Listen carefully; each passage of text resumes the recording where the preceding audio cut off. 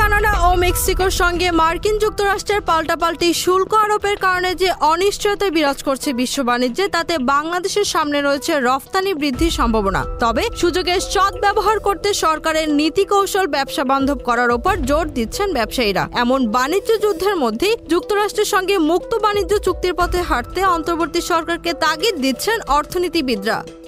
যুক্তরাষ্ট্রের অন্যতম বাণিজ্য অংশীদার চীন, কানাডা ও মেক্সিকো। এই বাণিজ্য অংশীদারদের মধ্যে উত্তপ্ত হচ্ছে সম্পর্ক। যুক্তরাষ্ট্রের প্রেসিডেন্ট হিসেবে দায়িত্ব নেওয়ার 2 সপ্তাহের মাথায় কানাডা, মেক্সিকো ও চীন থেকে পণ্য আমদানিতে বাড়তি শুল্ক আরোপের ঘোষণা দেন ডোনাল্ড ট্রাম্প, যা কার্যকর হওয়ার কথা ছিল 4 ফেব্রুয়ারি থেকে। বিপরীতে পাল্টা ব্যবস্থা নেওয়ার হুমকি দেন কানাডা, মেক্সিকো ও চীন।